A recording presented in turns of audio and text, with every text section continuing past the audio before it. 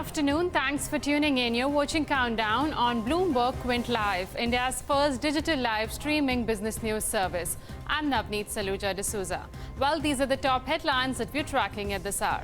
Markets are facing pressure at higher levels. Nifty is trading around the 12,300 mark, while the broader markets are outperforming and are also holding on to gains.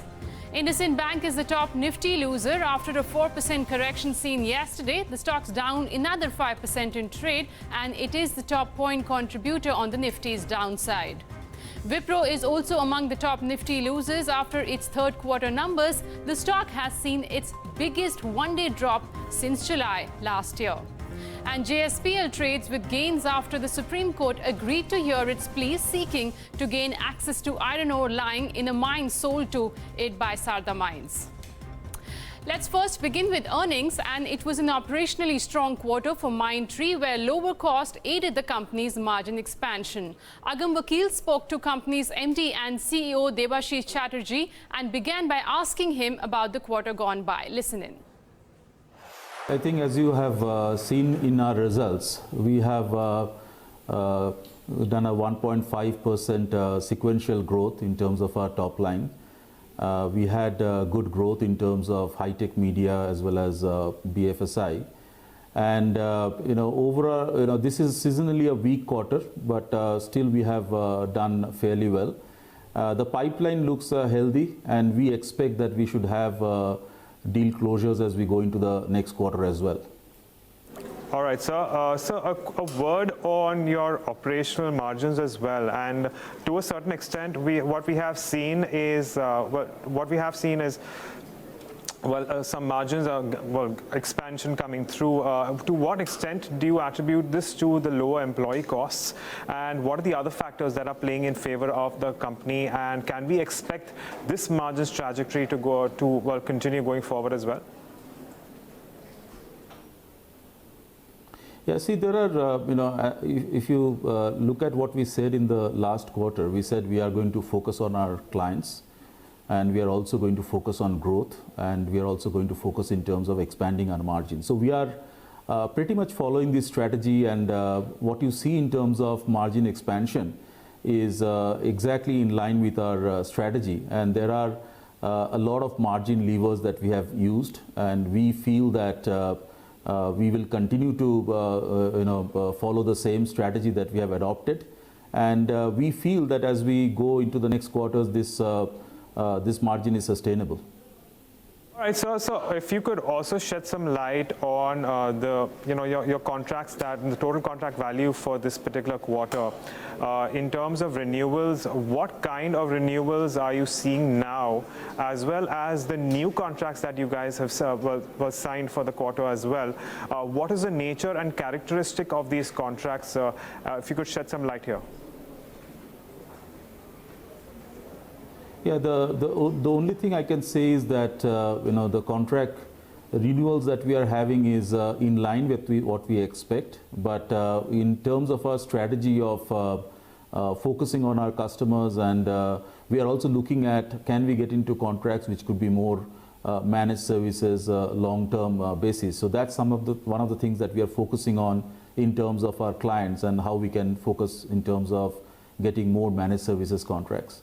Mr. Chatterjee, in terms of the ever-changing technology in the markets right now, with respect to the requirements of your clients, where do you think and how do you think that Mindtree is positioning itself? What are the key areas of focus as we move into the next 1 year, not necessarily just the next couple of quarters, that Mindtree will be focusing on to bring on the next few challenges? So if you look at Mindtree, we have been always on the forefront of technology. We have always embraced new technology, and we have a robust program in terms of reskilling our people. So we will continue that focus.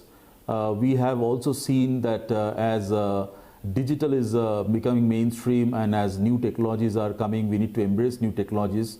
So the effort that we spend in terms of our people engagement is to make sure that our employees are always constantly future ready in terms of the skills that they should have, and that actually goes very well with our client base as well. Well, the stock has not done too badly for itself, and remember, it has rallied after having a bit of a perk up in the last couple of days as well. So continuing from where it left off yesterday, about a couple of percentage points is Mindtree. But let's take a look at what's happened with the markets today. The Nifty and the Sensex will come up on your screen. We'll just try and give you a quick synopsis of what the day has been like. It's been a lackluster day, 0.5% lower, and it's been that way for the better part of the trading day. Similarly for the Bank Nifty, it's been around this 1% downtick for the better part of the trading day as well. Just been a very, very slow or a low move for the benchmark indices. The broader market breadth too wouldn't have been as prudent as it's been the last few days. As you can see, the number of advances is still higher than the number of declines, but nowhere close to the kind of gains that we've had in the last few. The heat map should come up on your screen. And actually the green has clawed its way back, which is actually quite heartening. But look at the losses that have come in for an IndusInd Bank, now down about 5%, Wipro 3.5%, and the result reaction is not the best. Infosys down about 1.5%. There is weakness in HDFC and HDFC Bank as well as ICICI Bank, so you've got to keep those at the back of your mind, and that's the principal reason why the Bank Nifty is doing what it is doing. What's done well? Well, Tata Motors, Yes Bank, Hero MotoCorp, NTPC, and then some gains to Titan. It was a call. It was a stock that was discussed on the Bloomberg Edge today, and that stock is up about 1%. So handful of names doing well, but the heavyweights clearly correcting in the session today. The broader end of the spectrum, though, much better because the market breadth is positive, Devina. It is positive, and individual stocks on the back of some results reactions have also done well. The mid-cap index and the small-cap index, remember the focus is going to be laid on how over the last few days that deep discount that we've been seeing between the large caps and the mid caps is slowly closing in. So today's session, the Nifty mid-cap index is up about 0.5%, while the benchmark index itself is down 0.5%. What's gaining ground? Mahanagar Gas for one is up. You've got a brokerage report coming in on this one, a positive report from Credit Suisse, I believe, and the stock's up about 6.5%. Indraprastha Gas, I think the report is for gas is a pocket, so both these stocks are active. Prestige Estates, real estate as a pocket too, is in focus, 5% higher for Prestige Estates. Larsen & Toubro Infotech delivered a very strong revenue. While the profits came in line, I think there was a 9% jump in revenue numbers, and the stock is up about 4%. PNB Housing Finance, City Union Bank are the other names there. Oberoi Realty, again from the real estate pack, is showing strength for about 3%. Losing out is RBL Bank, 2.5% lower. Future Consumers down 2.8%. PI Industries and Quest Corp losing 1.5% apiece.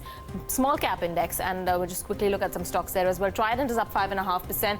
Suzlon Energy, JM Financials are active, about 4% apiece. India Cement is up about 2.5%. Remember, the entire pocket is is abuzz with activity on the back of some price hike news that could be coming about. Canfin Homes is down. Canara Bank also is down. So they have ditched the idea to go ahead and divest in Canfin Homes, and both those stocks are trading under. Suntec Realty is down about 2%. Just want to take a look at two other stocks. DFM Foods, I think that was the one which had that big block deal early morning, traded with gains of about 6.5%. It started off trade and now is trading higher by about 12.5%. So that's doing well. And KPIT Technologies, since the time Tata Elxsi reported its numbers, the stock is doing well.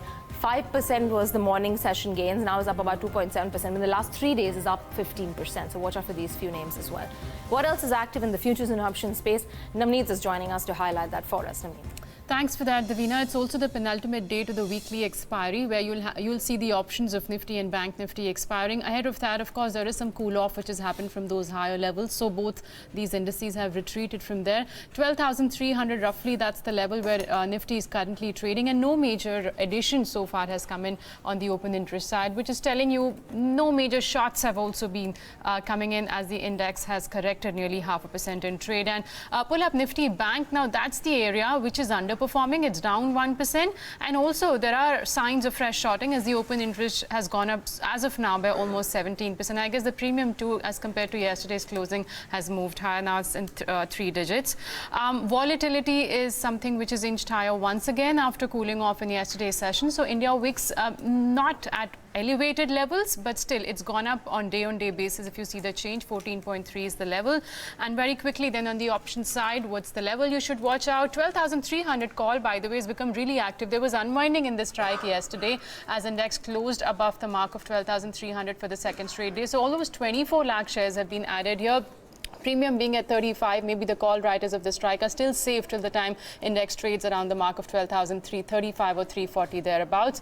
12,300 put. Now, last 2 days, the strike has added about 22 lakh shares, and today's a day when there is some unwinding which is coming in. In fact, there's been intraday unwinding. An hour back when I was looking at the strike, it had added about 3 lakh shares. So looks like now the traders are unwinding their position as the index is just about trading at that mark. And also the 12,200 more. Now, this is a crucial mark if we are headed lower from here, because 12,205 is the level where the 20 DMA for Nifty is placed. So the range for tomorrow probably could be 12,200 to about 12,350 on the upside. Very quickly then on the stock futures, Davina highlighted MGL, the gas distribution companies are up and about, and this is one of the top F&O gainers as well. On the cash side, the stocks moved up on really high volumes, and the moves that have come in today, as you can see on the screen, white line is projecting today's volume vis-a-vis the average volume of last 20 session. It's also surpassed its 50-day moving average, which is technically, of course, viewed as a positive sign. And on the futures side, we are seeing long build up here, 12% higher. The stock's up about 7%. There's a big move which is coming in Piramal Enterprises today. This has been a laggard for a really long time. As you can see, the stock's down 32% in the last 1 year, continues to trade below all its key moving averages. But look at the movement today.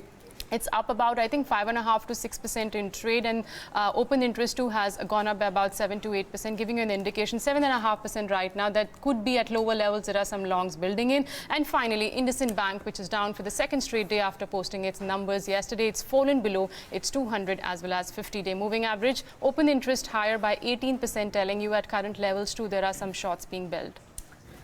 Okay, let's get in a global voice. The US and China will be signing the phase 1 of the trade deal today. Ahead of this, the United States says that the tariffs on China will stay at least until the presidential elections in November this year. So does this leave the signing of the phase 1 deal into a mere photo op? Let's discuss the implications of this with Daniel Morris of BNP Paribas Asset Management. Daniel, good having you. Thanks much for joining in. Good morning to you.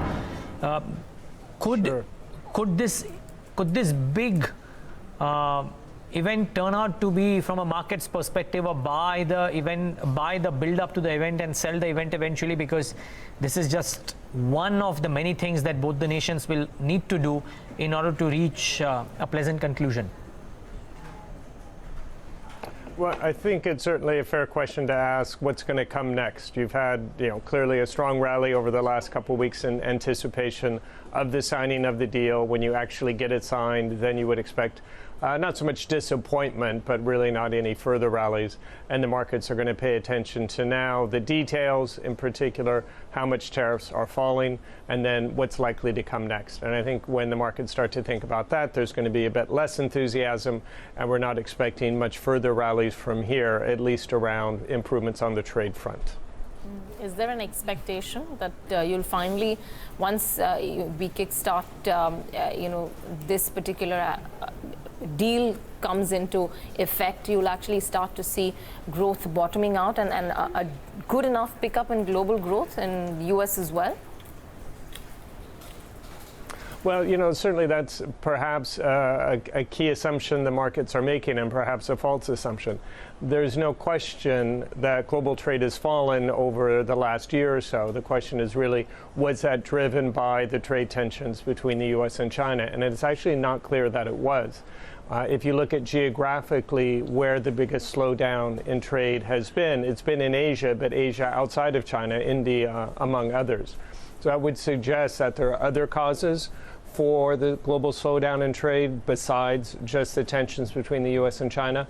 And therefore, if things do get better between those two countries, it doesn't necessarily mean that global trade rebounds. So I think that's going to be one of the key questions for 2020. What are the other causes? Are those things getting better? And will that be something that drives global growth higher? And I think that's still very much an open question. Leaving aside the fact that whether or not the US and China trade deal helps growth positively, you feel that the central banks, which have been loosening their purse strings a little bit more, will continue to do so in the first half of 2020 to back up growth a bit? I mean, we have been seeing, the Bank of China as well on two occasions actually coming and reducing this cash reserve ratios. Mm-hmm. Well, certainly China has more scope than a lot of other central banks, and that'll be helpful for the Chinese economy. I think we're a bit more concerned about the outlook for the Eurozone and for the U.S. The Fed has said it's going to stay on hold, at least through the election, so on the margin, no stimulus coming out of the U.S. For the ECB, they're undergoing a broad framework review. We're not expecting much change in policy over the course of the year as well. So that's suggesting instead of the loosening in monetary policy last year and the stimulus that provided, it could just be stable policy this year and a lack of additional stimulus. So if at that point you get any other type of external shock, the question will come back whether or not the central banks can really do much to support growth. Then people realize, well, not clear that they can do all that much, and you'll have the questions coming back about what are the risks of a recession, both in the Eurozone and in the U.S. Well, historically too, Daniel, Fed's not tinkered with the rates ahead of the elections. Let's see what happens this time around. But I'm just going back to the trade deal, the phase 1, which is to be signed today. Reports also indicating the deal could be signed, but the tariffs will still remain until the phase 2 deal gets signed. How do you view this development if this is actually true? Well, you know, that's crucial. If we look at how much reduction we're going to be seeing in tariffs, we're actually going to see about an 11% reduction in the tariffs that are currently in place, so that's quite small. A lot of the market enthusiasm has been around the lack or the fact that there's not going to be any more new tariffs as Trump had threatened to do, so that certainly is positive. But in terms of actual changes, it's a small reduction in the short term. It's only 11%. Tariffs are going to remain at relatively high levels, so that doesn't help very much corporate profitability, which certainly in the end is what equity markets are going to care about. On the other hand, you do have this commitment by the Chinese to increase their imports of U.S. goods by $200 billion over the next 2 years.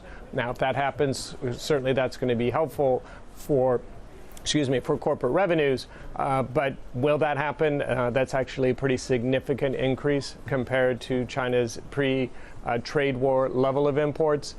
Where is that going to take place? And if it doesn't happen, what's going to be the reaction of the Trump administration? Could you see a snapback in tariffs if the Trump administration feels China isn't living up to its commitments? So on the margin, a bit of good news, but I think at the same time, you actually have an even bigger increase in the potential for disappointment down the road. While we wait for the contours of that phase 1 deal, Daniel, before we thank you, equities worldwide globally have been driven due to liquidity which is there in the system. So keeping that in mind, if such a scenario continues even going ahead, what are you favoring right now? Is it the developed market equities or emerging market? Well, I think you've got to favor emerging market equities, at least from a valuation point of view. The U.S. is trading at pretty high multiples right now. The forward PE on the S&P 500 is around 18.5, which, coincidentally or not, is the same level it was at in January 2018. And of course, after that, we had a fairly sharp sell-off in the market. So I think valuations are challenging for the U.S., a bit less so for Europe, but then you have to ask your question, how much earnings growth are you really going to see?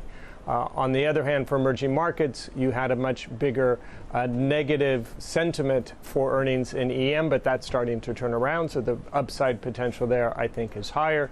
And also, you do have more attractive valuations. So if, and again, emphasize that this is conditional upon trade recovering more broadly around the world, you would anticipate that emerging markets could catch up and outperform this year after what was a disappointing 2019. All right. We'll leave it at that. Thank you so very much for joining us this afternoon. Really appreciate your time. Moving back to our own markets, which are slightly sluggish this afternoon, let's welcome in our market voice, Nimesh Chandan of Canara Robeco Mutual Fund is joining us right now on the show. Nimesh, thanks very much for taking out the time. What have you made out of the overall mood of the market in terms of the investment sentiment, in terms of the liquidity, in terms of what domestic institutions have been doing?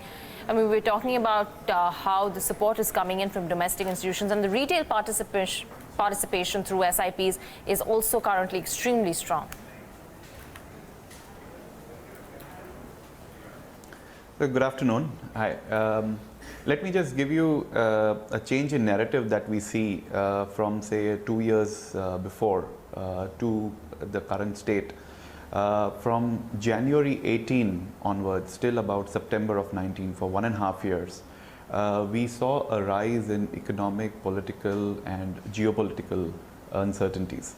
And investors generally don't like uncertainties. So you saw globally commodity investors moving from industrial metals to gold. You saw bond investors moving from corporate bonds into government securities, and globally you saw a lot of safe havens going into negative yield.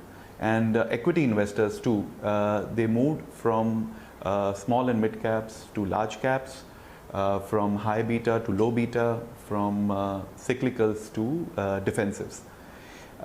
From September onwards, there have been signs of some change, and this is because of a projection of better earnings growth and better GDP growth going forward. There has been a broadening of some size in the broad market in terms of rally. While last 1.5 years were driven by a select 10 to 12 large cap companies, now we are seeing participation coming from other sectors too. And because of high uncertainty, people started giving more valuations to visibility. So not only that investors wanted good quality corporates, but they also wanted companies that showed visible growth in this quarter, next quarter and going forward. From here on, we are seeing some move in terms of quality cyclicals, quality mid caps and small caps, and we'll see overall depolarization or broadening of the market rally. And every quarter, we're likely to see some better numbers in terms of economy. It may come in pockets, and that's how usually recoveries are. And you start seeing the efforts that the government has put and the central bank has put start showing in terms of numbers.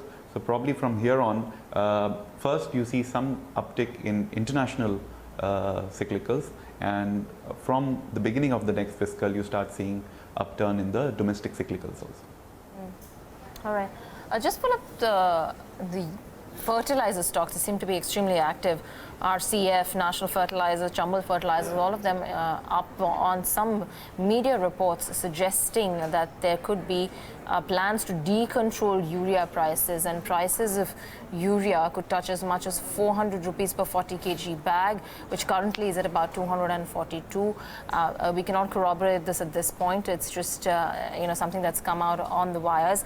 But the last time that this was spoken about, it was in June of 2019, and that time it was shot down by the Union Minister of Chemicals and Fertilizers, saying that there's no proposal for fixing a nutrient-based subsidy rate, and hence the question to decontrol prices of urea does not arise. So I don't know what's changed from then, but all of these stocks are really active. What are we watching out for, Nimesh, in terms of individual sectors and spaces that could turn out to be 2020 favorites?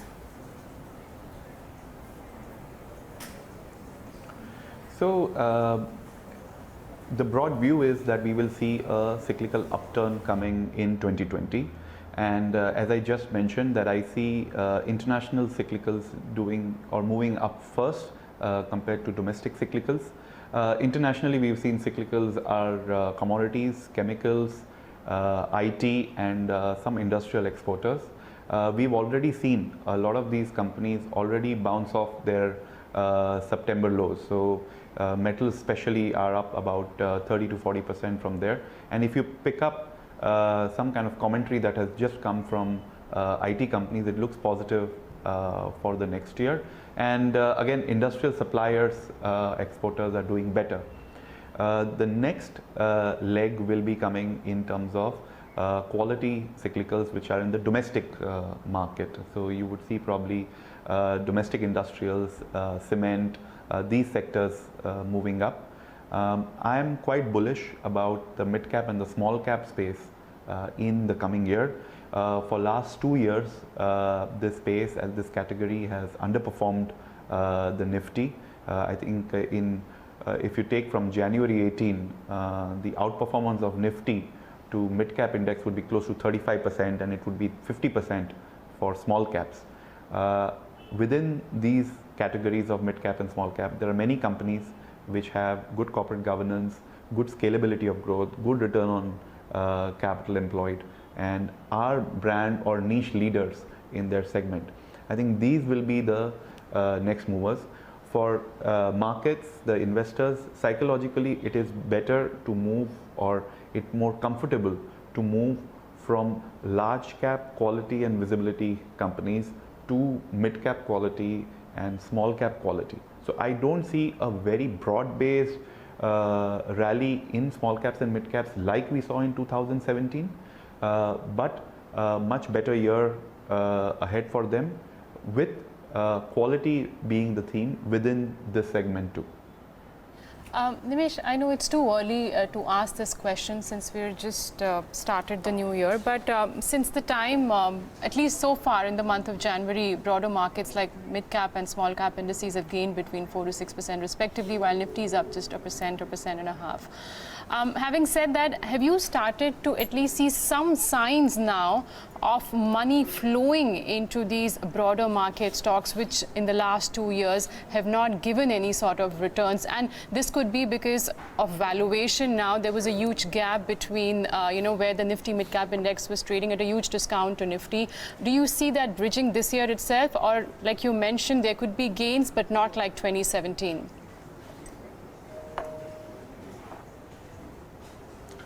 So definitely the interest is picking up. So as an industry also, when we talk to investors, we tell them about the gap in the last 2 years between these categories, and there are many good companies within this sector. So I think investors are looking at these categories with a fresh pair of eyes now, and I think there will be pickup in momentum in flows into mid caps and small cap funds going forward. Also within the category of multi-cap funds, I believe a majority of the funds in the last 2 years have concentrated more towards the large cap, even within a multi-cap portfolio. Some switch from these portfolios within from large caps to mid caps and small caps would also fuel this rally further. And again, there are good quality companies within these segments which have delivered growth even during tough years. So I believe that's where the money will flow first. In terms of valuation and whether the gap will be closing, it's very difficult to put a certain broad valuation for a mid cap index and a small cap index because of the sheer diversity of sectors and companies within them. But I would say in terms of valuation, definitely companies with good quality and growth combination would certainly command a premium over certain part of large cap universe, definitely. All right, Nimesh, we'll leave it at that. Thank you very much for joining us. Really appreciate you taking out the afternoon. Thank you. Moving on, portfolio managers have had a rough 2019, but there are a few who have managed to earn more money for their clients. We spoke to 4 of the top portfolio managers last year, and while they may share the lure of beating benchmarks, their investment strategy are as distinct as chalk and cheese. Here are how the top 2 portfolio managers, Club Millionaire Financials and Marcellus, invest in equities. Listen in.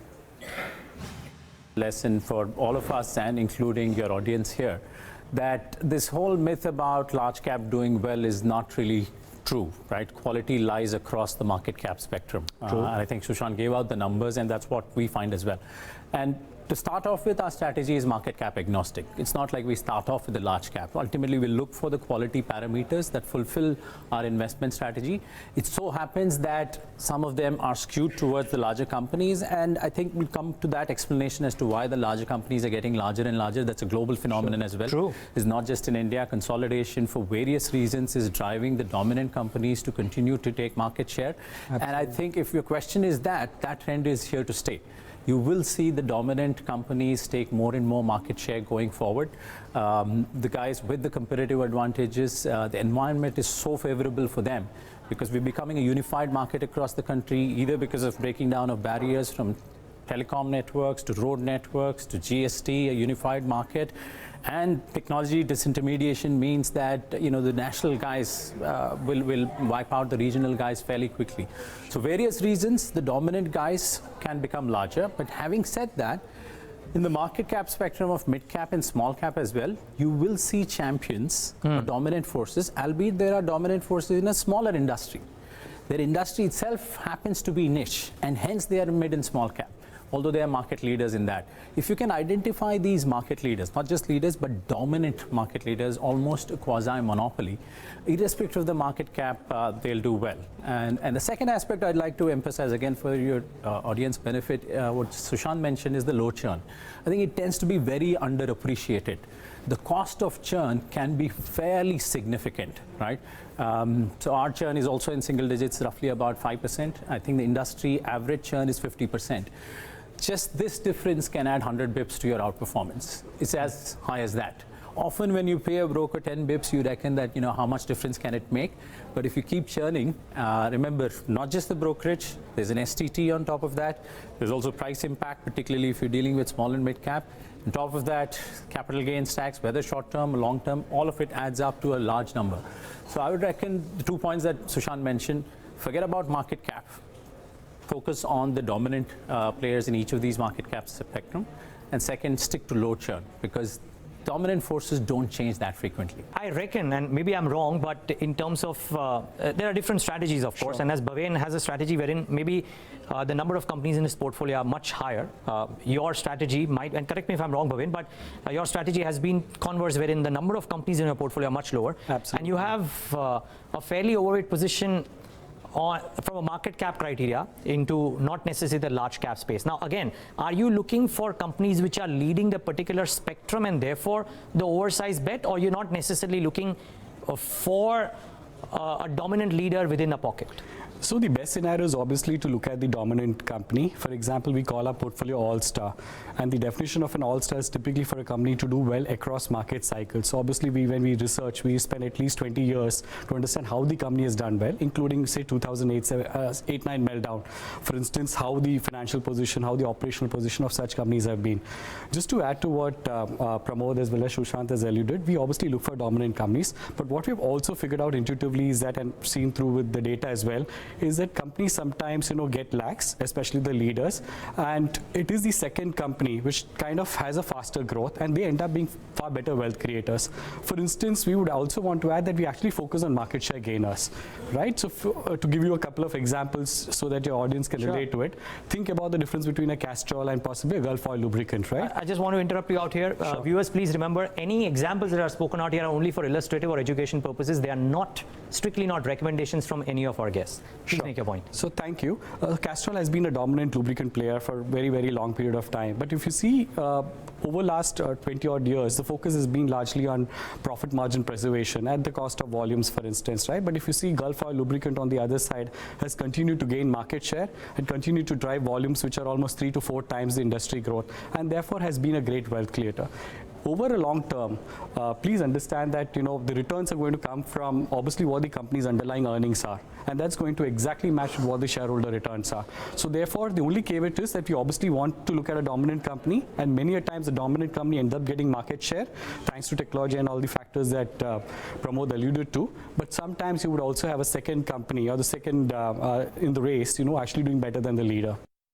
And you can read more about this story on our website, BloombergQuint.com. The top 4 performance-wise portfolio managers of 2019, talking about what they did differently and what they believe could happen in 2020. It's very interesting that 2 of them believe that there should be a return to value investing, and 2 of them believe that they don't mind paying a premium for growth. So, well, horses for courses, I guess. All right, Manav Chopra also joins in right now.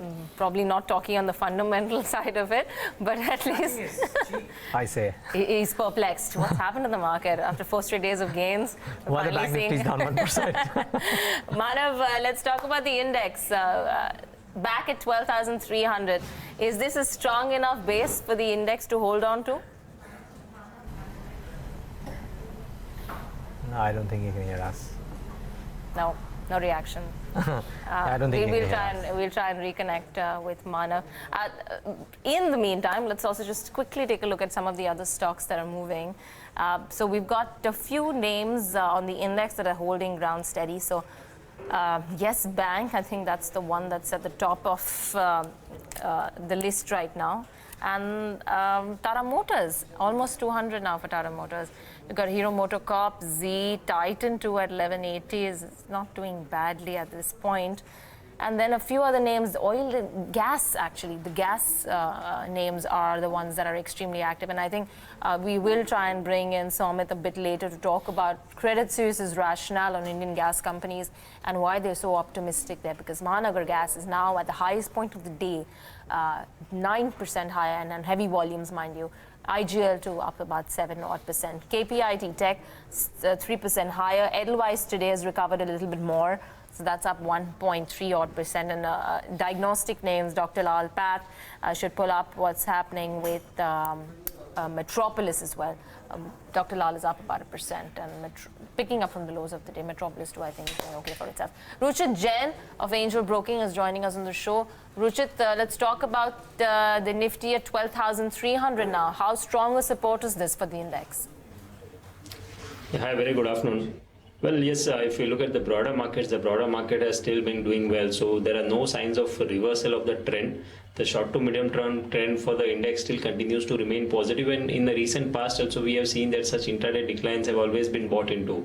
So I think 12,250 to 12,300 is the range where the index has a good support. So I know we have advised our clients also to create long positions in this range of 12,250 to 12,200, keeping stop loss below 12,180. And from a short term perspective, we are expecting the index to surpass that 12,400 mark very soon. Now the banking heavyweights have not been participating in last 2 or 3 trading sessions. So compared to Nifty, I think Bank Nifty has some bit of underperformance since the index heavyweights are locked in a range. So we are not advising to create fresh longs on the Bank Nifty front, but yes, Nifty can be bought in this range of 12,250 to 12,300. Okay. Let's see whether these dips can be used as an opportunity or not. For the time being, both the frontline indices are actually sitting with cuts, Nifty and Bank Nifty. But Ruchit, in terms of individual stock ideas for this afternoon, what are you recommending? So as far as stock moves are concerned, now it's totally about mid-cap names, because the mid-cap space has been outperforming since last 3 weeks now. And in spite of the markets or the indices being down by 50-60 points, you can see the market breadth is clearly in favor of the advances where mid-caps are showing good outperformance. So I have a couple of names from the mid-cap space. First is a buy call in Heidelberg Cement. A bullish flag pattern formation has been formed in this stock. We are quite positive on overall on the cement space as well. So at current levels with stop below 189, short-term traders can buy with for a target of 210. And Orient Electric is the second name which we are positive on now. In the entire month of December, the prices had consolidated in the range of 200 to 189. And today, and in last half an hour, we have seen a breakout about 200 with increasing volume. So I think this should test again its previous highs of 215. So one can buy at current levels with stop below 191 for target of 215. Okay, and clearly mid-cap space seems to be outperforming. You've got a whole host of stocks which are doing well. Pull up Inox Wind, that's up about 9 to 10% in trade. So remember, Spencer's had seen gains about 18% in yesterday's session, and that's up another 10% in today's trade. And while we've already highlighted the gas distribution companies for you, but also keep an eye on something like NMDC. That's, I guess, now at the high point of the day with gains of about 4%. And we also highlighted Pyramid Enterprises, which has seen some buying interest after underperforming in the last 1 year or so. So the start was definitely in the red, but that seemed to have picked momentum. Pyramid Enterprises sitting with gains of nearly 6%. Let's go across to Manav Chopra. Hi Manav, good afternoon. Hope you can hear us properly now. What's the call on the index, Nifty or Bank Nifty? Are you taking any fresh bets at these corrections? See, the markets are stuck in a range at the current moment. When we are looking at the Nifty and the Bank Nifty, there is a non-confirmation from the Bank Nifty index, whereby the Nifty has formed a higher high and has tested its all-time highs. We've not seen the same confirmation coming from the banking space. And in the past, whenever we've seen this formation, and if the Bank Nifty continues and breaks the support, is usually when we see some sort of a profit booking or a short-term correction in the market. Today, Bank Nifty has breached its important daily support levels and is currently trading below those support levels of 31,850, 900. So I sense as long as the index is trading below these support levels, we could see a short-term pause in the uptrend. This pause could also be having few legs of corrective declines in the near term. I sense in the near term, it's better to be cautious on your short-term trading position, at least on the index front. There is a lot of stock-specific opportunity and stock-specific momentum going, but on the index front, I sense Bank Nifty would witness a short-term corrective decline. On the lower side, there's a possibility of a retest of its important support of 31,300 to 31,100 levels. Looking at the current scenario, the medium trend still remains intact, but a short-term correction is definitely due on cards. Okay, and the next level I think one should watch out will be the 50 DMA, which is somewhere about 31,640 to 650 on Nifty Bank, which with today's fall has already corrected. It's trading now below the mark of 20 DMA. But Manav, in terms of individual stock ideas then, is there any trade that you're taking? Yes, at the current zone, we've seen a very good action coming from the mid-cap space and the small-cap space. So I have a buy on PVR. In fact, this is one stock which has been a very good outperforming stock in the recent times, and after a good sideways monthly consolidation, a breakout from its consolidation zone with the momentum indicators which continues to be in the buy zone, and a positive follow-on move today definitely indicates a strong bullish bias and structure into this. It's a buy with a stop loss of 1900 on the lower side for an upside target of 1985. My second buy call is on JM Financials from the small cap. In fact, this is one stock which, after a good year of consolidation pattern that we've seen at the resistance of 97, 98, it had decisively breached yesterday, and today there has been a good positive follow-on move. The most encouraging part for this stock is the volumes. We've seen a very strong aggressive volumes into this stock, and which further confirms the bullish structure and validates the bullish breakout. So even at the current zone, we see a very strong momentum rally which is likely to unfold into this. A stop loss of 102 for JM Financials on the lower side for an upside target of 115. All right, I just want to pull up IndusInd Bank. I think that's now sub 1400 from levels of the highs that we were trading at, I think 1515 yesterday's session. So it breached 1400, 1575. It breached 1400. I think it's come back up, but 1402 still under 5.5% for today's trade. The market is being harsh on the stock, since it's reported those slippages 76% higher on a quarter-on-quarter basis. I mean, 4.5% of the total loan book is not a small number. So I guess the market is not clearly liking what they saw with regards to the reportage. But on the stock, will you further short it, Manav, IndusInd Bank? See, we have already seen a breakdown into the stock. The risk-reward ratio may not be favorable for the immediate shorting opportunity, but the important thing to note is that the prices have not been able to see any respite in spite the gap down. Usually, we see at least an attempt by the bulls to see clawing back towards the levels, but a decisive break below its previous swing low of 1440, and we've seen intraday weakness throughout. So any short-term bounce towards the levels of 1415 to 1425 would be a good zone to initiate fresh shorts. A stop loss of 1455 can be placed at the current levels or can be trailed for anybody who's still holding its short positions. On the immediate basis, I expect the lower targets of 1335 to 1345 to be achieved, which is going to act as an next important support levels for IndusInd on the weekly time frame. My producer tells me that IndusInd Bank now is trading below all its moving averages. Nipun, Mehta, market expert, also joins us right now on the show. Nipun, before we get to your broader market view, let's talk about IndusInd Bank and the disappointment that it caused yesterday. Good afternoon.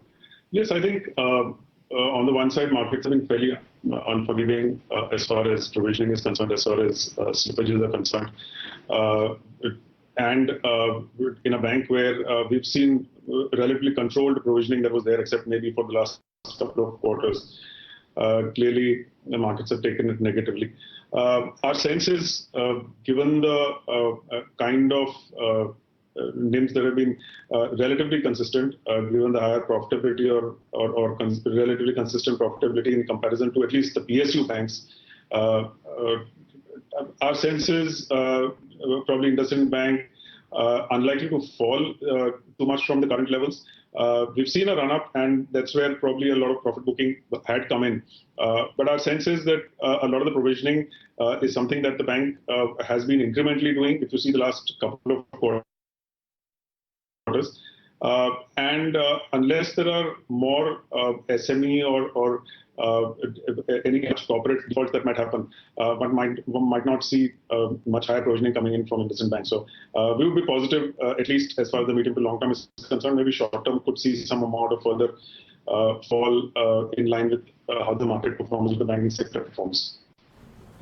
You know, the other interesting bit is what does this do to Nipun, the kind of preference that the market would have for HDFC Bank, Bajaj Finance, Kotak Bank, because this early days, and I'm not saying all the other banks will do this, but if IndusInd Bank has shown some skittishness in its portfolio, would this whole move towards premium valuations for the safe and steady 3-4 top financial names get even more amplified at the end of this quarter?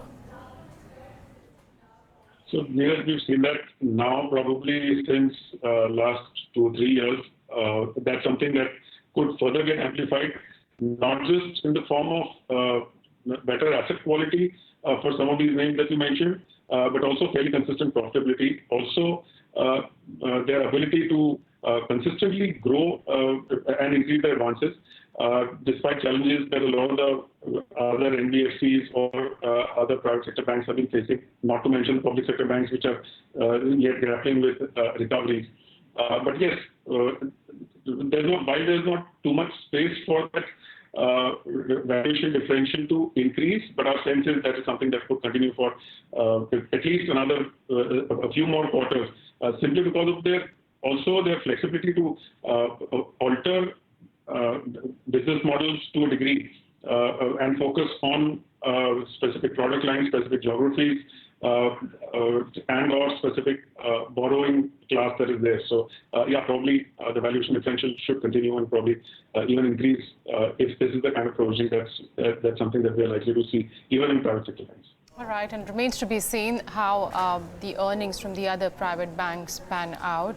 So far, IndusInd seems to have disappointed. We've seen a sharp correction in the last 2 days for the stock. But the other space which is outperforming in a couple of these metal companies, one of them is Jindal Steel and Power, and there's a reason why it is trading with gains today, and that's after the Supreme Court has agreed to hear its plea seeking to gain access to iron ore which is lying in a mine sold to it by Sarda Mines. The Odisha government has also shown its willingness to allow JSPL to lift the iron ore on one condition. Let's go across to Nikki Mirchandani to find out all the details regarding this case. Nikki, over to you. The stock's been buzzing. What are the recent developments?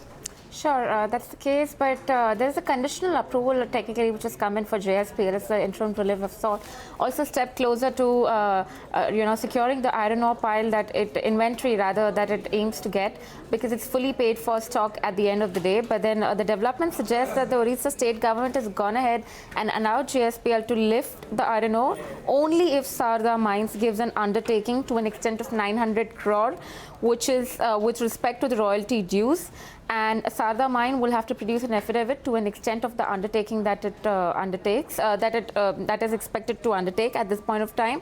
And going forward, then on Jan 17th, a JSPL case would be heard by the top court, and a final decision would come in.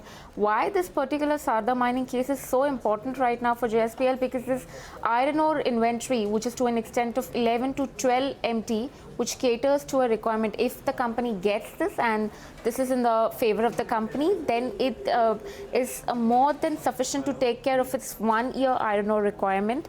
The value of this inventory is to an extent of 1800 to 2000 odd crore as per the managing director of the company.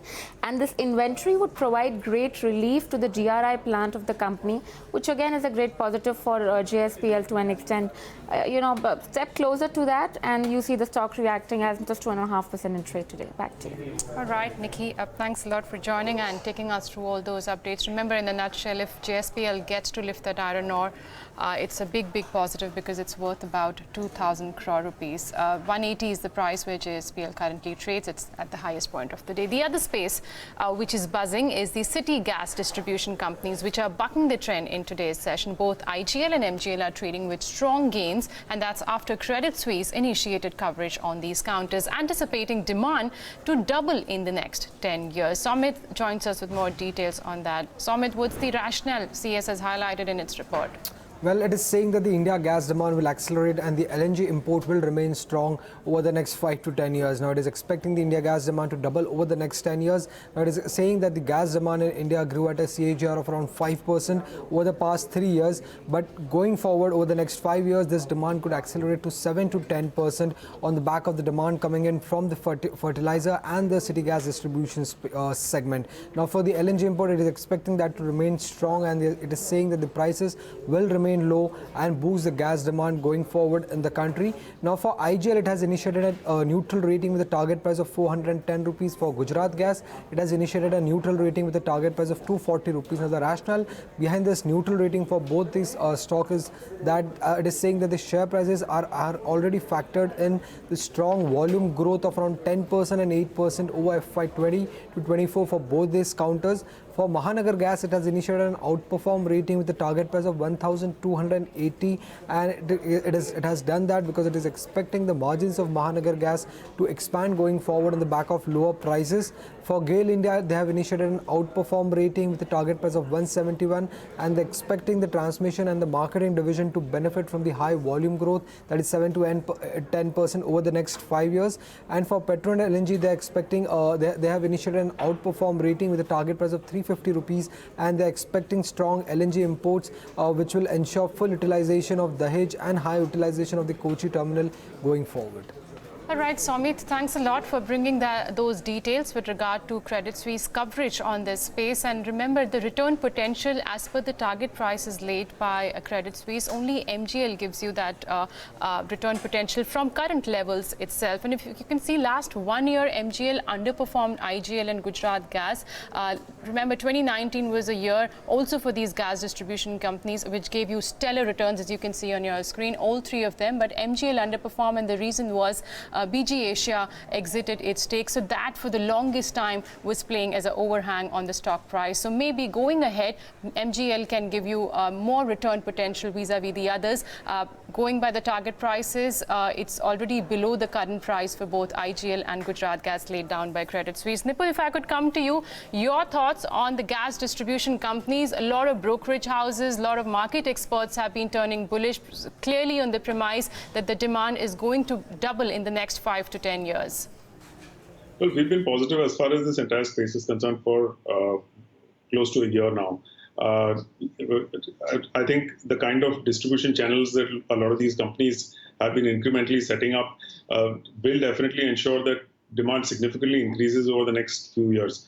I think the kind of pricing power that they might gradually start having is something that will only add to profitability. So whether it is any form of, whether you look at LNG, PNG, CNG, I think all of these different companies operating out of in different verticals are likely to benefit out of improved distribution channels. So yes, clearly, again, positive as far as the gas space is concerned.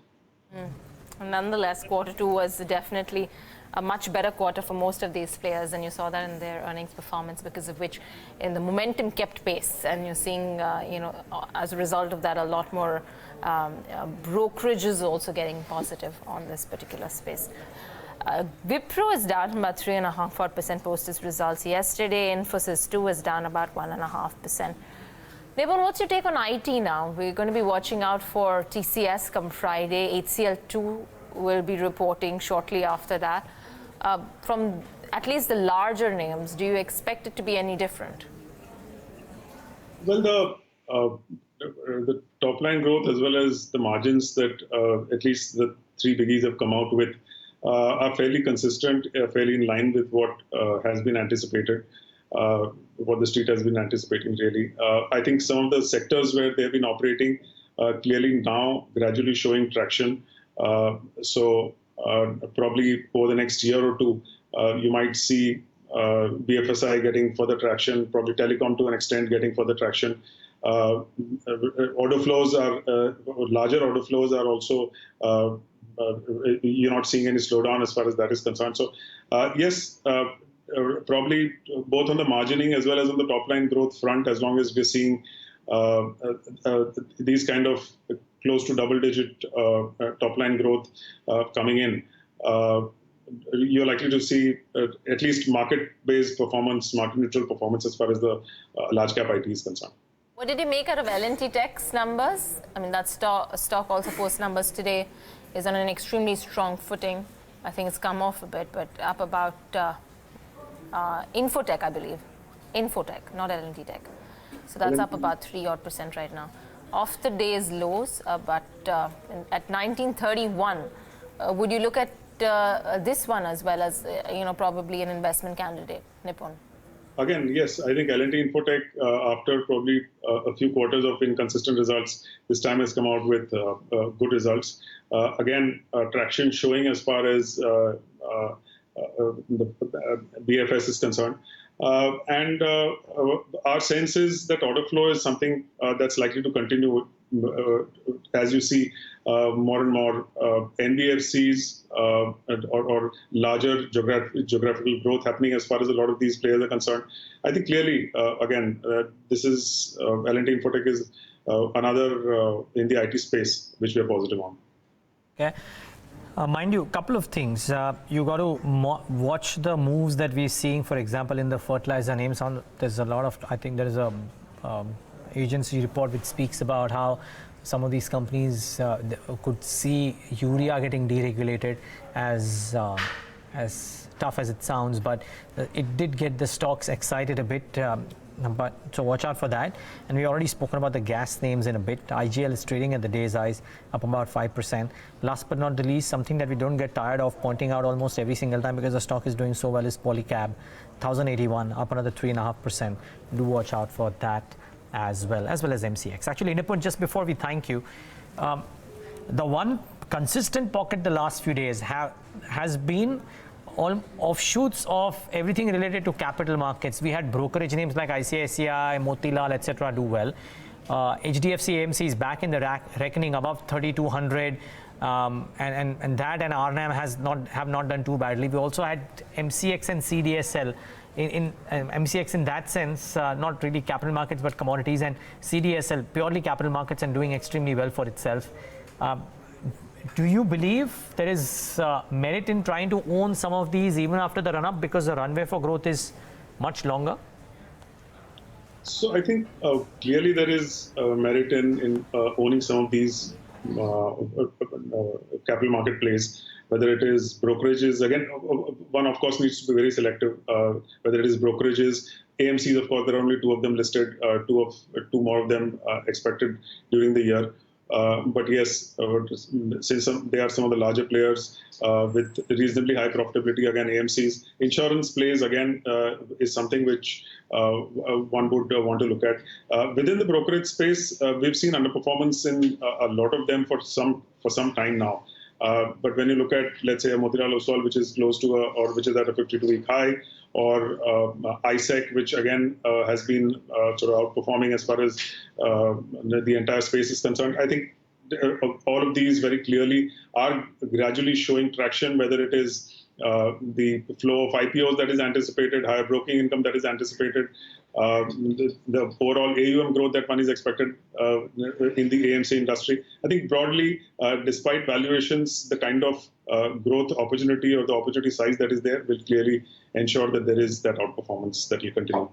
All right, maybe we can add, Neeraj, Indian Energy Exchange also to that list. It's up 30% only in the month of this month itself. So that trading at 52-week highs, yes, if I'm not wrong, it is trading at 52-week high, and that's up another 3.5% by the way in today's trade. All right, Nipun, we leave it on that note. Appreciate you joining us and taking us through your thoughts on markets. But there are a whole host of other stocks also which are buzzing. So let's go across to Sharad Dubey to find out which are those Fab 4 stocks which feature in his list today. Hi, Sharad. Good afternoon. Good afternoon, Navneet. The first stock is from the chemical space. It's buzzing today.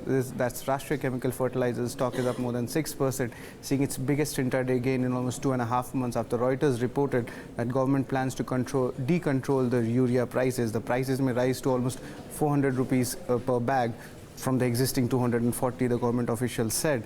Apart from this, the official also said that the government is looking at a fixed subsidy for this urea under the nutrient-based scheme. Up next is Capsite Infra, which is up almost 1.6% after the company received a construction contract for an EPC project worth rupees 407 crore rupees. And the next stock we see is L&T Infotech, which is up almost 2.8% after the company reported a strong set of quarterly numbers.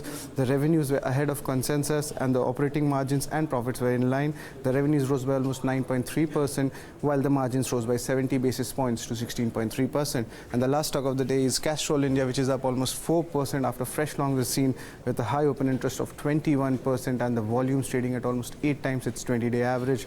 The stock is near its 100-day moving average mark. Back to you.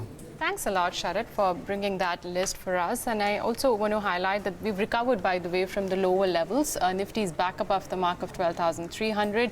It's currently at 12,315 or thereabout. And one such Nifty constituent which has been giving you good returns from the lower levels, remember, that we had seen last year in the month of September. I'm talking about Tata Motors. Let's first pull up that it's crossed it's crossed the mark of 200, and that's after a while. The stock's now sitting with gains about 2 to 2.5%. It had seen lows of 106 or 107 rupees in September 2019. From there till now, we've seen returns of nearly 80 to 85%. And why that 200 mark is also critical for traders, I feel, because this was the strike which was sitting with lot of, in fact, maximum open interest across call as well as put strikes. And today, the call writers of that strike have run for cover. It shed about 14 lakh shares after the stock has reclaimed that level in today's session. Ruchit, if I could come to you, there is unwinding at the 200 call. There is fresh put writing, which is seen at the 190, 200 put strike. Maybe the next level that the street will be watching out, 210, 220. I'm solely speaking on basis of the action that I can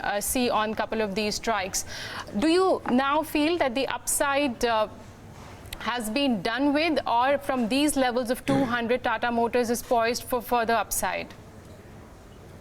Well, both technically as well as on the derivatives data are indicating that the upside could still more be there. Primarily high top, high bottom structure is what we have already been talking about since last 1.5 months. And the good thing is that whenever there has been price up moves, those have been supported by good volumes, and more of a time-wise corrections were there rather than price correction in last 1.5 months. Now, even as per derivatives data, as you said, the 200 call writers are seen running for cover. So hence, the unwinding of their position is also a positive sign. So I think on the higher side, we should see levels around 215 to 220 range quite soon. Should put up some of the housing finance companies as well. I mean, Indiabulls Housing Finance, for one, is at about 312. The last few weeks of sorts has been absolutely flatline. There's no movement since the month of October, where it actually went sub 200. From there, it bounced back, and now the stock's at about 311. Not much activity in the last week, 10 days or so. LIC Housing Finance as well. We've seen a pickup from lows of about 416 to 471, and then from there it's come down as well, and the rest of the pack too. Would you be a trader in any of these names? Canfin Homes, Manav, LIC Housing Finance, Indiabulls Housing Finance? See, if you're looking at this sector, we have seen a good amount of consolidation happen in the LIC Housing Finance, at least in the near-term perspective. The prices face a stiff resistance at 458 to 460 on the upside, and it's on the verge of an upside breakout. The only thing which is very well placed for LIC on the current zone is that there has been a very strong buying that has taken place on the weekly perspective. On the lower side, 440 and 445 would act as a very strong support and a cushion. I sense in the near term, if there is a breakout above the 458 levels, you could see the next upside rally towards the levels of 475. Also, when we're looking at the charts for the Canfin Homes, in fact, this stock has witnessed a series of decline from its recent peak, and overall has been an underperformer recently. And with the weekly breakdown, which is confirmed in Canfin Home, if I have to choose one, I'll definitely look to initiate long positions in LIC Housing Finance. All right, and Canfin Homes obviously has news attached to it, and that's why the stock today's session down about 2.7%.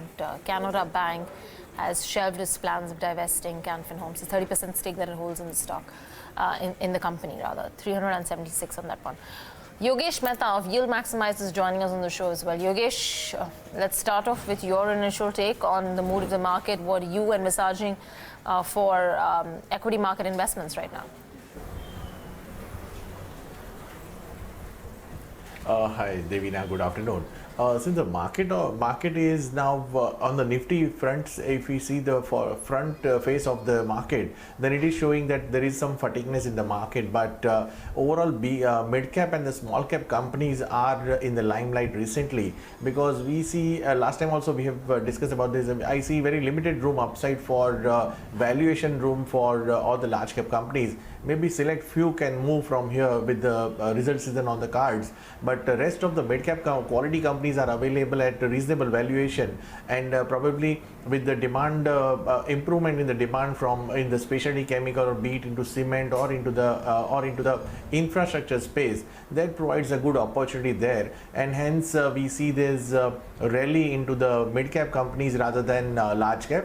And any which ways the valuation was not justified, though it was there for the prolonged period of time, that mid cap valuations are just 7 to 8% premium to the large cap, which is bound to converge. And overall, what I like from here is the part of cement where mid-cap companies are available, mid-cap space where India Cement is there, where JK Lakshmi Cement, where white cement and grey cement, and the south region concentrated India Cement seems to be a better player in terms of the price is available at this point in time. So select few mid-caps I am just driving right now.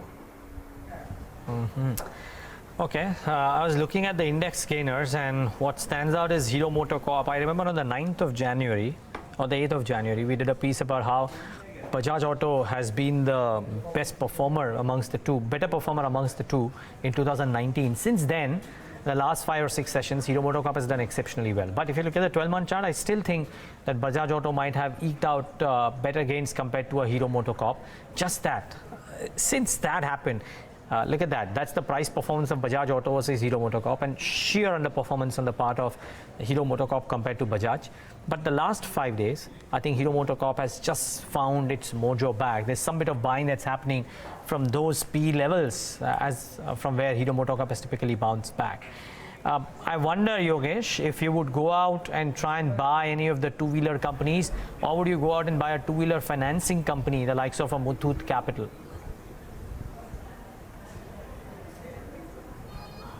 Neeraj, I would rather go for the products which are being manufactured from the companies, and then would be the NBFC company which are lenders there. I think two-wheeler companies, as you mentioned, I am just vouching for Hero Moto and Bajaj Auto since 1 or 2 quarters. But now it seems that the time is ripe where the bottom formation has been made, where the sales is not improving but rather not dropping down as well.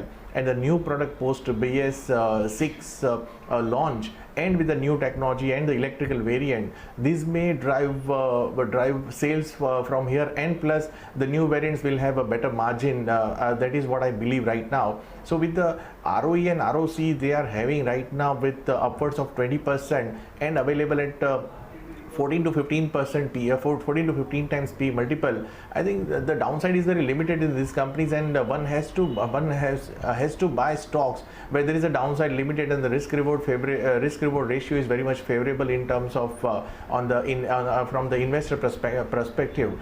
Then these are the stocks I would prefer. Hero Moto first, and then Bajaj Auto if I have to jot down. Then these are the companies I would like to go for, and 2300 or 20 to 50 or 10% downside would be there in case market doesn't perform and the company doesn't perform. But in maybe by next Q4 numbers, or maybe Q1 early, Q1 FY21, we may see a price of at least 15-20% appreciation from the current price. All right, gentlemen, stay on with us. Get a prominent market voice then. Need and fear, not greed and fear, has prompted investment managers to choose equity over fixed income products. And not easy money, says CLSA's chief strategist Adrian Mowat. He also doesn't see any inflection point for slowing growth take the wind out of global equity rally. He, in fact, pegs in a pretty decent 2020 for emerging markets. Listen in.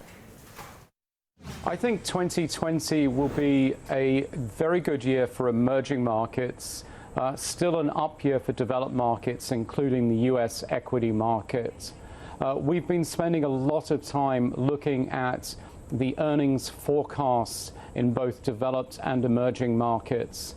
So the forecast for this year for developed markets is around 9% EPS growth, and for emerging markets around 15%. When we look at the developed market numbers, we see a few risks perhaps in industrials, but generally the numbers look reasonably robust. And it is important when you look at equity markets to understand what are the main stocks in those markets, what really drives them. And over time, since really the GFC, we've evolved into having equity markets with a bias towards secular growth rather than cyclical stocks. So think about some of the big names in the US, whether in the internet space, the tech space, e-commerce, etc. These are the really important things rather than your old industrial stocks that perhaps a few decades ago you would focus on. We've got the US economy slowing a bit into 2020 with just 1% GDP growth. But even with those numbers, we think we will see earnings growth in US equities. Valuations are high. We are just under 19 times forward on the S&P. That is at a 2-decade high, not quite the 24 we got to in the late 1990s, first quarter of 2000. But the context of that high valuation is a stock market with a bias towards secular growth, but much more importantly is an environment of what we define as need and fear. Investors require a return. If you have a pension fund, an insurance product, the return that's available in the fixed income market is too low to meet your liabilities. Equities look inexpensive versus fixed income. And so we have an environment where investors are long equities due to need rather than due to greed. When we move to the emerging market story, EM in the last decade, the 2010, was a significant underperformer of developed markets. And that was all about earnings growth. Developed market EPS growth compounded at an 8% in the last decade. It was only 3.6% compounded EPS growth from emerging markets. So it's hardly surprising it underperformed, and it's hardly surprising that weighting towards emerging markets is very low. Looking forward, the number for 15% EPS growth in 2020 for EM, I think is reasonably robust, with upside risk coming out of tech and also upside risk coming out of financials. I'm expecting a good inflow into emerging market equities, which will be about repositioning after a substantial period of underperformance. Right. So it's going to be, in my view, a pretty decent 2020. Adrian, according to you, what gives at this point? We've been in a more than a decade-long bull run. Money is coming in cheap and easy, and it continues to do so. Monetary and fiscal gives have also come in, which has also led to the equity market rally. Do you feel at any point that you're going to see growth starting to bottom out, particularly for countries like India, which have seen a print of 5% of late? Yeah, so I dispute the hypothesis around central bank easing. Growth in balance sheet is the whole story for the move in equity markets. The compounded EPS growth for a decade has been over 8% for developed markets. That is the prime reason that they've gone up. The US earnings per share performance has outperformed. So this is a story of, yes, a little bit of PE re-rating, which has probably got much more to do with where interest rates are. And interest rates are low because growth is low and inflationary pressures are low. So the question is, can this continue? Well, the trend is in place. I don't see an inflection point that causes that trend to deviate as of now. Well, that's Adrian Mowat with his thoughts on the options before an investor across across markets and a view on India as well. Well, speaking of views on India, let's get a quick check before we move any further of what the dealing rooms are recommending in this session today. Darshan is here with his channel checks. Yesterday it was loaded in favor of consumption names. Darshan, what is it that the dealing rooms are talking about today? Yeah, actually today it's more on the financial side, some on the hospital side. The first one is Max Financial. It's up almost 2%, and it did manage to rally in the last 10 minutes in trade. Decent volumes. Remember, the counter had corrected from all the way from levels of in excess of 550 to sub 490 on some bit of confusion whether the deal is active or no. There's no clarity from the company yet, but dealing rooms do believe that the M&A deal is still active. There could be a potential stake sale that could happen, and that's what's keeping the stock rather active in trade. So Max Financial is the first stock that dealers are talking about. Indiabulls Housing Finance is the other one. It's managed to rally 1% in trade, but at lower levels, some of the domestic mutual funds have started to accumulate the counter. Look at the volumes, almost 21 million shares have already been traded on the counter. So very, very active in liquid stock. And finally, the last one is Apollo Hospital. In fact, there were 3 reports that came out on the hospital space as such, and all 3 of them did manage to indicate about Apollo Hospital. Both Elara as well as Kotak Security raised the target price in excess of 1700 for Apollo Hospitals. Axis Capital has a target price in of 1800 on Apollo Hospitals. So there is a lot of traction. Some of these houses are actively pushing this stock to their clients. So Apollo Hospitals is something that's been spoken about today. Thanks a lot, Darshan, for bringing that dealing room check. I just want to quickly take your attention back to the markets. We've recovered majority of the losses. Remember, the day's low was somewhere about 12,280 or 270 thereabouts, and the recovery that you're seeing is solely because of TCS, which is recovered from the lower levels. It's sitting at the highest point of the day. TCS now is up about 1%. The low of the day was it slipped, by the way, below the mark of 20,200 itself. 2194 or something like that was the low. It comes out with its earnings day after tomorrow, and suddenly you've seen some buying coming in the last 10 to 15 minutes, which has led to that recovery for Nifty as well. 12,350 now for Nifty. We've recovered majority of the losses. Manav, come in here. Technically, the move on TCS, would you buy this one? Yes, in fact, we've seen a good move coming from the IT space, and TCS recently, after a good 3 days of decline and consolidation move, have again bounced from its daily support levels, and a close above 2200 levels would definitely be quite bullish. I sense in the near term the stock faces series of resistance at 2250 to 2260 on the upside, and once if we see a break above those levels, TCS could see a swift rally of 8 to 10%, which is a very big number for a stock like this, which is a heavyweight on IT space and also having a decent weightage in the Nifty. So we need to see at least a short-term rally that one trader can expect is close to the levels of 2260, and post that, one should definitely look to continue and trade this stock for a medium-term perspective. At the current levels, a stop loss of 2200 can be placed on the lower side. Okay, 2200 should be your stop loss if you're trading TCS. A very quick view fundamentally as well, Yogesh, since it comes out with its earnings on Friday, the premium multiples that it has been commanding, we've seen the slowdown in the BFSI vertical, which is one of the main verticals for majority of these IT companies. We've seen for Infosys now, digital contributes nearly 40% of the overall revenues. So far, I think first half revenue growth has not been that great from TCS. Is this something you look at closely, and is it a preferred pick in the large cap IT space?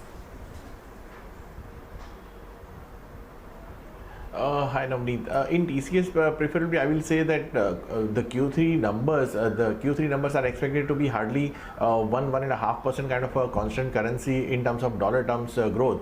But better utilization and INR depreciation will drive some margins on the higher side. Plus, 130 to 150 bips would be advantage over GBP depreciation exposure. So that will drive margin. I think 27 is a seasonality quarter where EBIT margins will remain there. Even third quarter last year was 27.1%. So overall 8,300 or 8,400 kind of profit would be there, and with 88 rupees EPS FY20, it is at 25 times. Even if I give 15% growth rate for the next year, it is still available at 23 times odd P multiple. So it leaves very limited room upside. Rather than I would look at mid-cap IT stock, which we had discussed last Wednesday about L&T Infotech. We have seen the numbers today and it hit the new life high. So similarly, even Mindtree, we have seen a great run. I think HCL Tech numbers would be there, which can be again a good bet to have it, and with the reasonable P multiple, I think HCL Tech would be a better bet, and TCS would be equally good as a capital protection, but the appreciation will be very limited from current levels. I think it's just spread now. HCL Tech across the board, almost everybody's talking about these numbers likely to be better. So be mindful of that as well. From an investment perspective, it's a separate thing. From a trade perspective, be mindful of that. The other mid-cap IT stock which has rallied a bit today, in line with the others, is Persistent Systems. Remember, last quarter they came out with a decent quarter, and I think aided by the base, you might well see a decent performance this quarter too. So the numbers from Persistent might be really good. One stock that's just gone berserk is Avanti Feeds.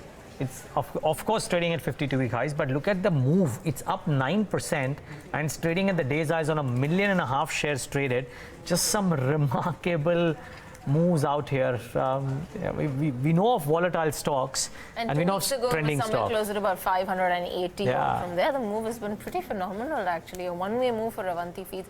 Just 1 or 2 days in between when the markets itself looked a bit jittery. That's the time you saw a little bit of a pullback, but that too was bought into in a big way. The last 1 month, the stock's been up about 34%. I think the other two shrimp players have also gone up, Waterbase and Apex Frozen Food. All three of them now trade at 52-week highs. So the rally has been quite good in the last 3 months. Apex has doubled at current levels, and now Waterbase is also up 65%.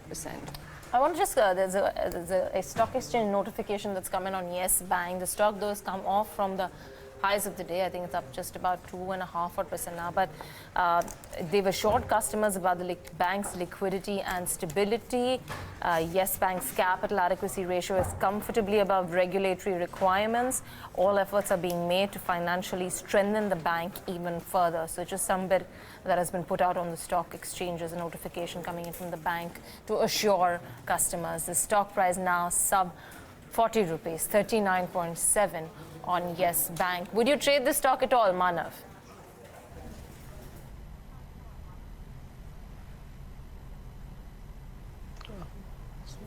Can you please? Yes Bank. Yes Bank. Looking at the charts for Yes Bank, in fact, it has been a complete underperform in the markets, and most importantly, it has seen a lot of move based on the news events.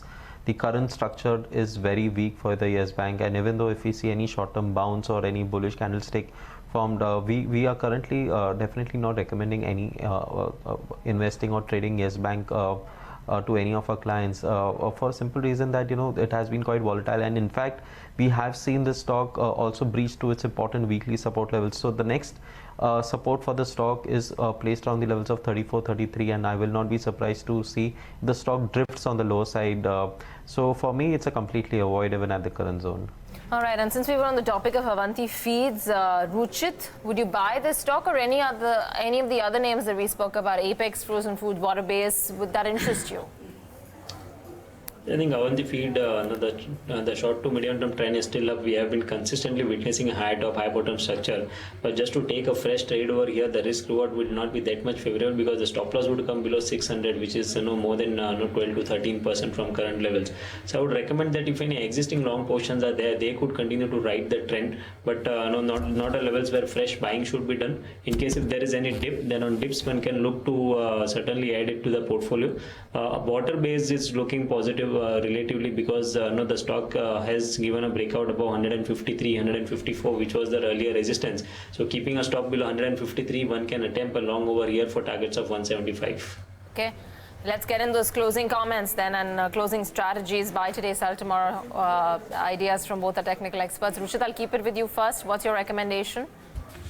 I think cement would be the space where we could see resumption of the movement. So ACC would be my pick for BTST. One can go long at current levels with stop loss below 1490 for target around 1550. Manav, what about you?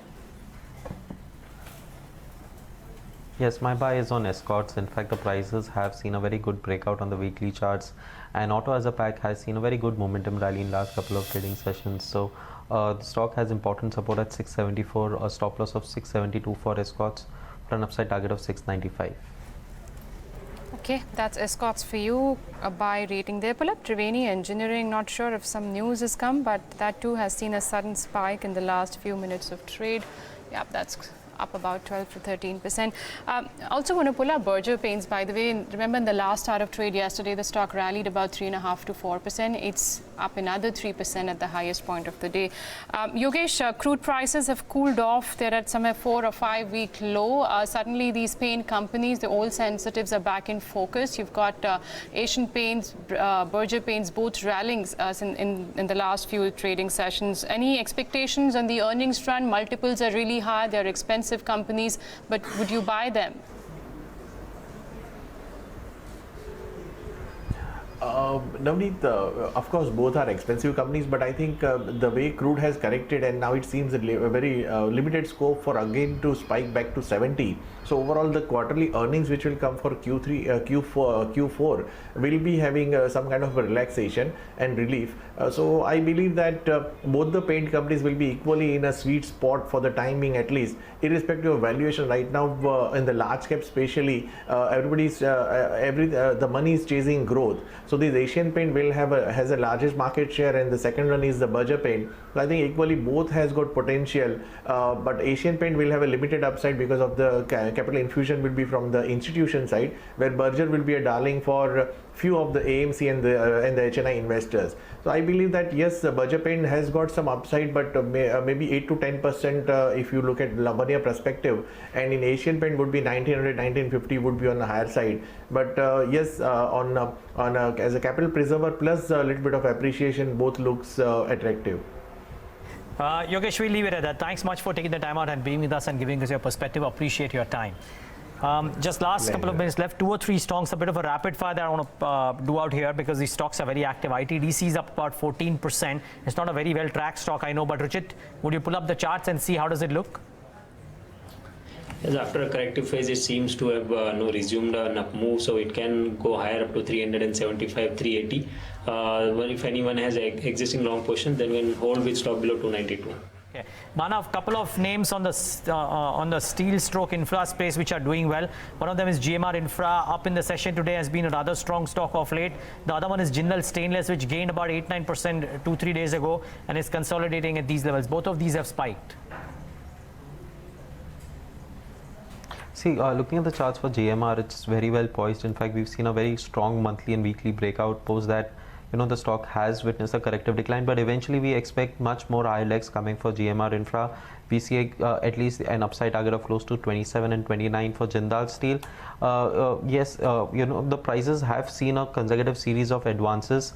It has important support at 170. So as long as 170 holds, we expect this momentum rally to continue on the upside. For a short-term upside target, one can expect targets of close to 200 and 205. Okay, Ruchit, very quickly, one more stock, Ramakrishna Forgings. It's gained quite a bit in the last few minutes of trade. How does it look on the charts? So after a long time, it's indicating a breakout above its 200-day moving average. 398 is the resistance, which if crossed in tomorrow's session, we could see a momentum towards 430. Let's start wrapping up the markets. Gentlemen, stay on. We'll take in some closing thoughts from you. But this is pretty similar to what we saw yesterday in the sense the difference between the Nifty and the Bank Nifty, or the Sensex and the Bank Nifty. Today, all 3 indices are in the red, but the Nifty Bank is down about 0.7%. Yesterday, the Nifty Bank was down in the red, and Nifty and the Sensex ended in the green. So the underperformance of the Bank Nifty, or outperformance on the downside, continues from the Nifty Bank. The broader markets probably a lot more well behaved and pretty similar again to yesterday's session, just more pronounced because yesterday they were up about 0.7%. Today they are up 0.9%. That's very interesting, the kind of gains that we've seen at the broader end of the spectrum in this month of January. Let me talk about the large caps and the index movers first before I hand it over to Navneet for what's happening at the broader end of the spectrum. Yes Bank 3.5, Hero MotoCorp gains, Tata Motors does, as well as Maruti and M&M. So autos have had a good day. Titan, remember it was a stock mentioned on Bloomberg Edge in the morning at 8:50 today, and that stock is up about 1.5%. Z is up about 1%, so good going there. What's not done well? IndusInd Bank, 2 days of underperformance and some big sell-off out here in IndusInd Bank.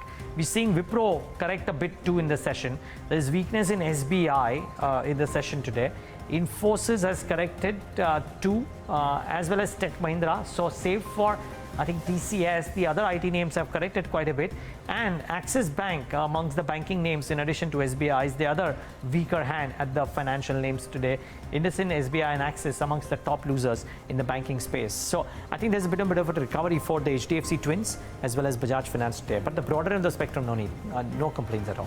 Not at all, Neeraj. And there was outperformance right from the word go vis-a-vis the frontline indices. But remember, they too have closed off the day's low. So we wiped out majority of the losses for the frontline indices as well. But talking about the broader markets, mid-cap index is closing with gains of 1%. There were a lot of movers, a lot of pockets which were active in today's session. So let me start off with the insurance companies. New India Assurance and as well as GIC RE, both of them gained, and the gains were pretty strong. As you can see, New India is closing with gains of about 8 to 8.5%, and GIC Assurance too are closing with, GIC is up about 3 to 3.5%. And metal stocks, companies like NMDC and JSPL were in focus. Of course, JSPL has a hearing, so that's the reason why it was active, but NMDC also gaining about 4 to 4.5%, and JSPL closing around the levels of 180. Berger Paints, which rallied in last hour of trade yesterday by about 4%. Today there was incremental buying coming in, so follow on buying 3% higher, 544, 555 is the level where this one's closing. And the gas distribution companies were active owing to the coverage which came from a brokerage house, Credit Suisse, where they are pretty positive on the entire space. You got MGL, you got IGL, both of them were your top F&O gainers as well. So MGL closing the day with gains of 8% and IGL also rallying about nearly 5%. Piramal Enterprises was one of the other stock which has been a laggard in the last 1 year, but there was some renewed buying which came back. Maybe 1537 is the level where that one's closing. And we just highlighted for you Triveni Engineering. There was some trade which happened in the last half an hour of 45 minutes, and this one's closing with gains of 12 to 13%. Where you had gainers, you ought to have a couple of losers as well, and these are your result reactions. So Bandhan Bank, which came out with the numbers, asset quality, I guess, disappointed the street, and look at that, 5% lower for the day, closing below the mark of 500. Shriram Transport, I think due to some MSCI rejig as well in terms of weightages, this one fell intraday yesterday and was down another 3% in today's session. Motherson Sumi has been underperforming in the recent past. Couple of brokerage houses have been cutting down the target, so 2% lower here. And Adani Green, an outperformer of last year, has been locked in lower circuit now for the fourth straight session. Remember, the lower circuit for this one is 5%. So today also the stock is closing with cuts of 5%, Devina. All right, so no record close today. For a change. We've got a 21-point dip on the index, but it's really not an issue right now considering the pace at which we've moved up. It's still a strong closing. We've recovered nearly 60 points from the day's low. Yeah. So that's some strength that's back into the market. TCS doing the heavy lifting in the afternoon. 12,340 on the Nifty. The banks losing more, so 230. In the last few days has been a story of underperformance from the Nifty bank. Coming to individual point contributors, and like we said, TCS did the heavy lifting towards the end, but it was Maruti Suzuki also that contributed a bit. Not much in terms of gains, more losses. So Infosys causing the drag, and HDFC Bank and Reliance, the two heavyweights there too, totally losing about 8-9 points. And look at the market breadth, and that's been one positive area, at least in the last few sessions. So when we opened, it was in favor of the declines, but towards the end, in the last hour or last hour and a half, we did see more buying coming into the broader market. So the ratio, as you can see, just about 2:1 in favor of the advances. I also want to pull up India Wix. I guess for majority of the session, it was trading with some bit of gains. It's still closing with gains of about 1%. And volumes, don't know whether we've got a number in line, 30, 36,000, slightly higher. 32, 33 is what we've been seeing on the futures and options side also. This is actually, tomorrow being the weekly expiry, so it's picked up. Yeah, it's picked up a bit. But the BSE cash actually is also a decent enough number, 3,800 odd crores on that one. Closing comments from our technical experts. Come to you, Manav, first. What levels, what stocks you're going to be watching out tomorrow? See, for tomorrow, I think it's very important to note that the low made by the Bank Nifty today is going to act as a very key pivot support for the markets going forward. And since I had mentioned that the Bank Nifty has made a non-confirmation, as it has not confirmed to all-time highs confirmed by the Nifty, it definitely indicates a negative breadth, and usually such intermarket leads to some sort of a corrective decline. So A decisive break of today's lows would definitely confirm that setup, and eventually we would expect, once if that is breached, which looks like a high probability event, we could see a near-term decline towards its recent support of 31,800. On the upside, we also witnessed aggressive call writing which took place at the zone of 32,400 to 35,500, and that too indicates that the upside seems to be capped. On the immediate front, 31,900 to 32,000 would be the resistance. So for the near-term perspective, at least on the index front, it's important to remain light or be on the short side with your mentioned stop losses. On the stock specific front, there is a lot of action that has been witnessed in the mid caps, small caps. I think that would be the sector to be in. Avoid large caps at least for next couple of weeks. All right. Ruchit, what about you? The broader trend for the market, I think, still remains positive because there are no signs of reversal. Yes, the intraday declines are there because the large cap names have not been showing any kind of swift up moves. So I think any kind of such intraday declines again towards 12,250 to 12,300 range should be used as a buying opportunity, keeping a stop loss below 12,200, and in near term we are expecting 12,400 to 12,500 range in Nifty. Outperformance is definitely there from the mid cap and the small cap space. So stock specific kind of opportunities would continue to provide some good trading opportunities, and one of the sector that I would highlight at closing is the Nifty auto sector. This sector has this index has surpassed its previous swing high of 8,340, and I think so for tomorrow and maybe next 1 or 2 trading sessions, auto stocks and auto ancillaries could be the names to focus on.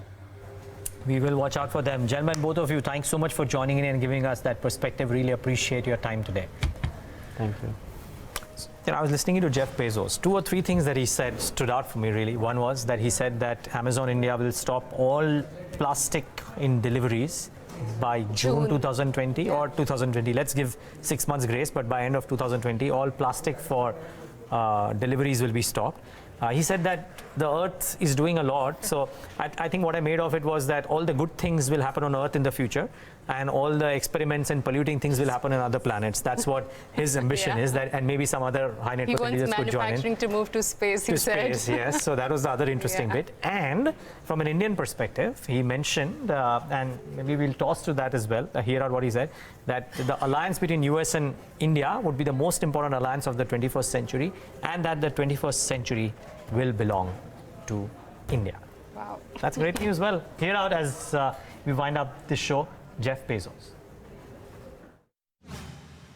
I want to make a prediction for you. I predict that the 21st century is going to be the Indian century. Today, we're announcing that we're going to invest an incremental $1 billion in digitizing small and medium businesses. And thank you.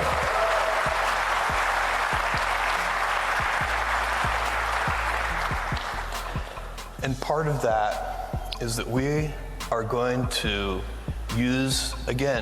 try to use Amazon's size, scope, and scale. We're going to use our global footprint to export outside of India, to export $10 billion of Make in India goods by the year.